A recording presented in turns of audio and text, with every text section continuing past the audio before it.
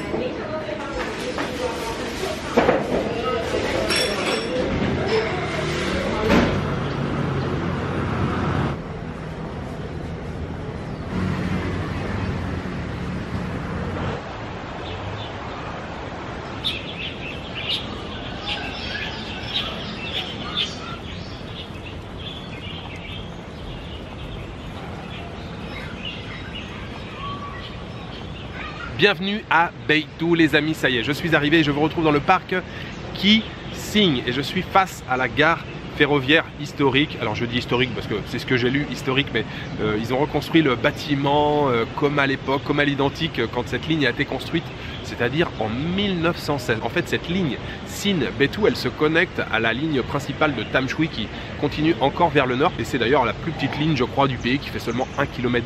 On va aller faire un petit tour auprès de ce bâtiment historique de la gare ferroviaire. C'est pas très grand, c'est juste un bâtiment, mais on va faire quelques images. Il y a un wagon juste à côté et puis sinon vous l'avez vu, j'ai petit déjeuner juste avant. J'ai déjà bien mangé, j'ai mangé 3 choses là ce matin. Je suis passé devant ce restaurant, j'ai vu voilà, la fumée, la vapeur qui sortait des paniers en bambou. Je me suis dit allez, on commence la journée avec des raviolis. Donc je me suis pris un panier de raviolis, ils étaient délicieux. La farce là, la viande de porc à l'intérieur, c'était super bon, très savoureux, la petite sauce soja à côté qui va bien. J'ai vu qu'ils avaient du tofu, simplement du tofu coupé en petits morceaux avec un petit peu d'oignon vert dessus, un petit peu de sauce soja. Donc j'ai demandé en plus une petite assiette de tofu. Et puis elle me dit est-ce que tu veux goûter à notre soupe? On est très connu pour notre soupe, la plupart des gens qui viennent ici c'est pour manger la soupe. Et effectivement le temps que j'ai passé là-bas, ils ont servi je ne sais combien de soupe, mais à emporter en fait. Les gens viennent acheter à emporter. Donc je lui ai dit écoutez, mettez-moi une petite soupe également. Et c'est vrai que c'était très bon, très bonne soupe. Avec je pense de la fécule de maïs, c'était très épais. Un œuf, des blocs de sang coagulés. Il y avait des champignons. C'était très intéressant comme soupe, vraiment avec plein d'ingrédients différents et une saveur bien particulière. Bref, tout était vraiment très bon. Je me suis bien calé et bien régalé. J'ai payé 130 $. Ça fait 4 € à peu près ce petit déjeuner pour bien commencer la journée. J'aimerais le dédier aux tipeurs et j'aimerais remercier ce matin Nicolas Dupuis du Québec, Max Prune, David Gerlier et Fredo le Ouf. Merci beaucoup à vous quatre pour votre soutien. Donc on va aller voir cette gare ferroviaire historique et puis un petit peu derrière il y a un autre parc qui s'appelle Fuxing et apparemment là-bas on va commencer à découvrir des sources d'eau chaude et c'est un endroit qui est uniquement fait pour se tremper les pieds. Pour se détendre un petit peu, on enlève ses chaussures, on met les pieds dans l'eau, donc c'est une eau riche en soufre hein, et ça fume un petit peu et puis on est là tranquille, on se détend. Donc c'est le programme pour la suite de la visite.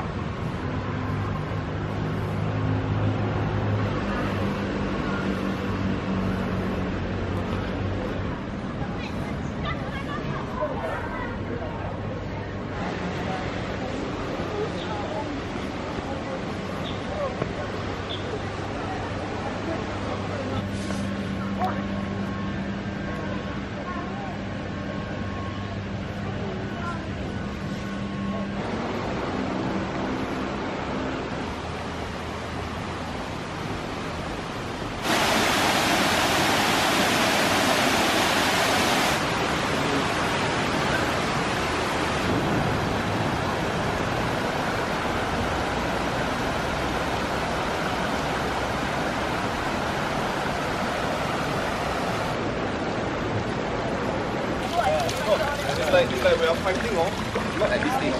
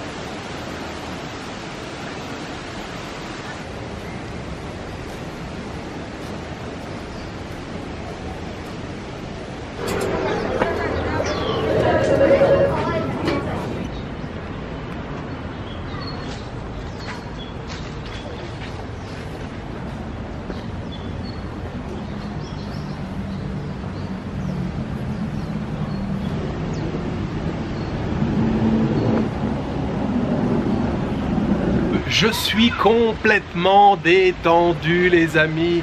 Ça fait un bien énorme, les bains publics, les sento, les onsen. Alors ça, ce sont les mots japonais, je ne connais pas les mots en chinois, mais toujours une magnifique expérience. D'ailleurs, différence entre onsen et sento. Onsen, c'est de l'eau chaude de source naturelle. Et sento, ce sont les bains publics plus classiques où là, l'eau est chauffée.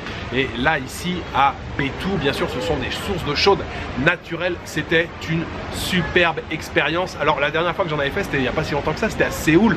J'avais passé la journée au Jijimbang avec Lolo, c'était vraiment cool. J'avais pas fait de vidéo, c'était une journée tranquille pour nous, pour qu'on se retrouve bien tranquille. Et c'était vraiment cool. Le bain public que j'ai choisi là était un peu ancien dans son jus. Les bains étaient en pierre. Il y avait deux bains. Un bain à 46 degrés, un bain à 44 degrés. J'ai testé celui à 46 au départ, j'y suis allé jusqu'à la taille, je me suis arrêté, c'était vraiment très chaud. Et croyez-moi, seulement 2 degrés, ça fait vraiment une différence. En général, je fais des séances de 5 minutes. Je vais dans le bain 5 minutes, je ressors, je me mets un peu sur le banc, je vais parfois prendre une douche ou pas. Alors il y a 3 temps hein, quand on va au bain public, en tout cas moi c'est comme ça que je décompose un petit peu le moment que je passe là-bas au bain public. 3 temps, d'abord on arrive, il y a bien sûr la douche, on se douche avant d'aller dans le bain, on se douche assis, ça c'est une chose que j'adore. Quand j'ai découvert ça pour la première fois lors de mon premier voyage au Japon, le fait de se laver assis sur un tabouret, je sais pas, il y a comme un rituel qui se met en place, comme une sacralisation.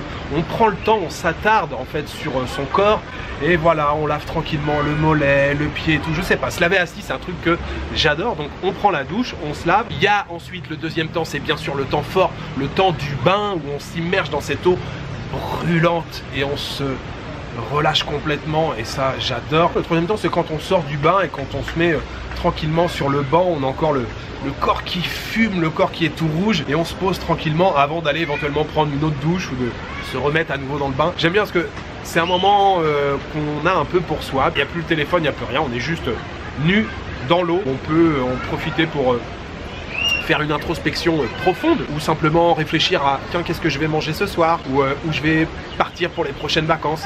Et puis les enfants grandissent, il faudrait que je pense à ça pour les enfants. Enfin bref, chacun pense à ce qu'il veut, mais on est ensemble dans ce bain, mais chacun est un peu dans sa bulle. Et il y a des gens qui méditent, il y a des gens qui font rien. En général, je suis là, voilà, les deux mains sur les genoux et j'essaye de faire un peu le vide.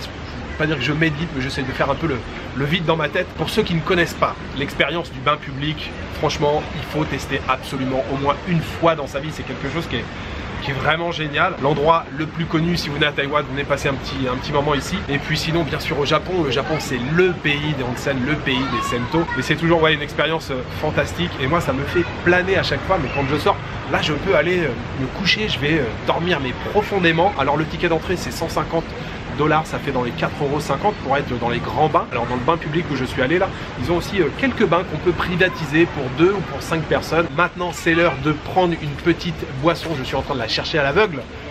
Voilà, je l'ai trouvé, le fameux jus d'asperge taïwanais. Ça m'a toujours fait délirer cette brique avec sur le devant de la brique une femme en bikini sur la plage en train de boire un jus d'asperge. Et cette petite brioche au taro. Le taro c'est cette tubercule avec une couleur violette à l'intérieur là.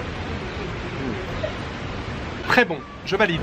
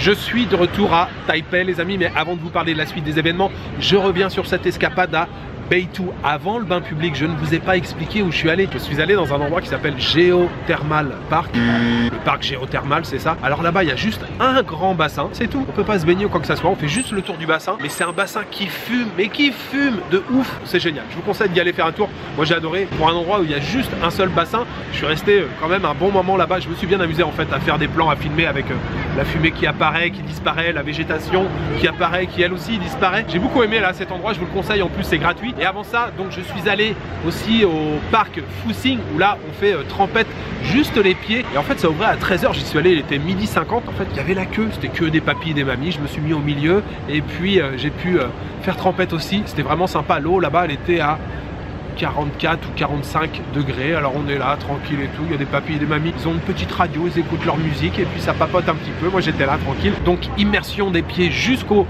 genoux, mais rien que ça déjà, ça aussi ça fait du bien, ça détend, c'était vraiment cool. Bref, j'ai adoré cette escapade du côté de Bay2 et je vous l'ai dit, hein, je suis tellement détendu que dans le métro, à un moment, je me dis, mais ça serait bien que je regarde où je suis. J'ai loupé la station où je devais descendre. Je n'ai pas dépassé d'une station, ni de deux, ni de trois. J'ai dépassé de 5 stations. Oui, 5 stations de métro, trop loin. Bref, je suis quand même arrivé à l'endroit où je voulais. Je suis descendu à Zhongshan Station et c'est pas très loin de mon hôtel. On est seulement à 10 minutes là de mon hôtel. Et je suis maintenant dans un parc qui est magnifique, qui s'appelle Zhongshan Linear Park, que j'ai découvert complètement par hasard hier matin. Le parc linéaire, c'est un parc tout en longueur qui fait 600 mètres de long. Ça date de 2017, c'est un endroit qui a été réaménagé et c'est super agréable. Je l'ai découvert hier matin, je l'ai fait une fois dans la longueur, une deuxième fois dans la longueur et je suis revenu aussi hier soir. Et by night, vous le voyez, la nuit est en train de tomber là. Je regarde comme si la nuit allait me tomber dessus. Tout est en train de s'illuminer maintenant là et c'est très joli. Il y a aussi un quartier que j'ai découvert hier matin. C'est un quartier où il y a seulement des maisons avec un seul étage. À l'étage, des balcons et puis au rez-de-chaussée, c'est des garagistes.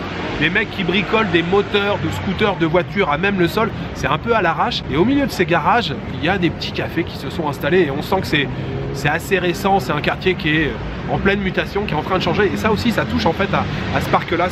Non, je vais dépasser un petit peu. C'est juste derrière. Donc on va aller faire un petit tour là. Je vais attendre que la nuit tombe complètement. Je vais faire attention qu'elle ne me tombe pas dessus. Et puis ensuite, on va pouvoir se balader là dans ce parc de Zhongshan Linear Park que je trouve vraiment cool. J'adore. Et ce que j'aime beaucoup et que j'ai remarqué en fait hier matin, hier soir et là maintenant ce soir, c'est que c'est très hétéroclite au niveau des visiteurs. On vient en famille, il y a des familles, il y a des jeunes couples. Le parc a l'air de beaucoup plaire en tout cas aux habitants de Taipei et ça me plaît également beaucoup.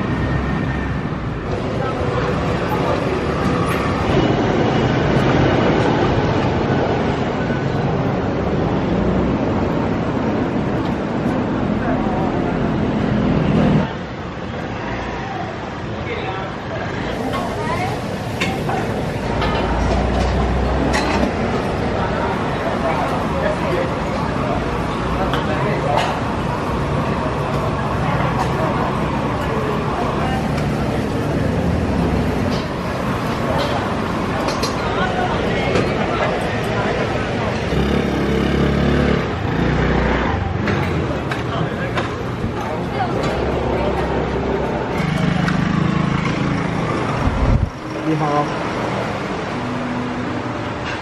3个月快生了，直击美国军方的搜索行动。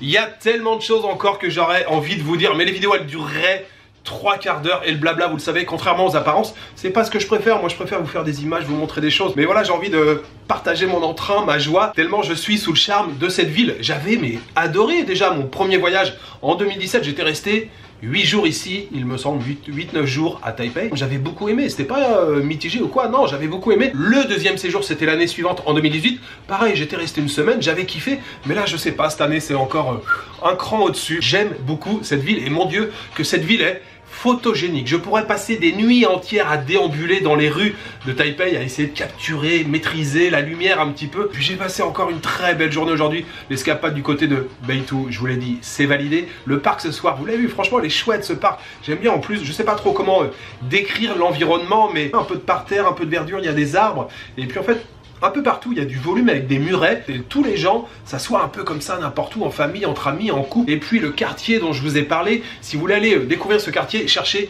Shifeng Street, la rue Shifeng. Il y a un mélange des genres assez surprenant. Et comme je vous l'ai dit, seulement un étage avec des balcons, une espèce de balustrade. Pareil, à la tombée de la nuit, c'est tellement beau. J'aurais pu rester encore 2-3 heures dans ce quartier. Et puis pour dîner, je suis allé sur un night market que je ne connaissais pas, lui non plus. Ça pourrait être mon 3e séjour ici. Je découvre encore plein de choses dans cette ville. Petit marché de nuit avec seulement quelques stands, mais suffisamment animé. Et j'ai mangé ce soir des nouilles sautées avec de la viande de mouton. C'était super bon, franchement. Je crois que c'était dans la sauce. Il y avait un petit truc dans la sauce et puis un petit peu de comment on appelle le petsai. Le petsai, c'est le chou chinois qu'on trouve dans tous les plats sautés en général. La viande était bonne, les nouilles étaient bonnes et ouais, dans la petite sauce, il y avait un truc qui faisait que c'était très bon. Voilà, c'était très bon. J'ai payé 90 $. 90 $, ça fait dans les 2,80 €. Franchement, c'était royal. J'ai pris un bus pour rentrer. Ah, avant de prendre le bus, je suis passé devant une boulangerie, pâtisserie. J'ai pris un chou. Alors le chou, j'avais pas énormément d'espérance sur le chou. La pâte du chou était bonne. La crème au milieu, ça n'avait pas trop de goût. Voilà, ça n'avait pas trop de goût. C'était un peu décevant. Par contre, à côté, j'ai pris une tarte aux œufs. La fameuse tarte aux œufs qui est d'ailleurs une spécialité d'Hong Kong, hein, mais qu'on retrouve